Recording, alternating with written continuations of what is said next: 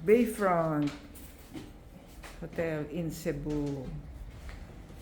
King size bed siya with side tables, paintings, TV. Yan, ang laki ng ano niya. Working area. Let's see the ano ba dito? What's it? Yung katabi na ano. SM. Wow, iba na itsura ni SM. Look at SM now. Grand Tower. Ganda na rin ito, oh.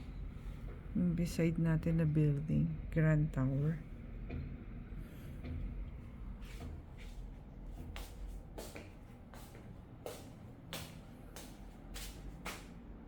Cabinets, hallway.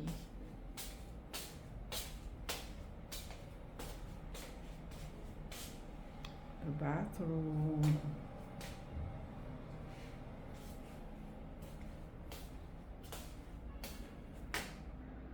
We are here for the weekend, although Thursday pa lang ngayon.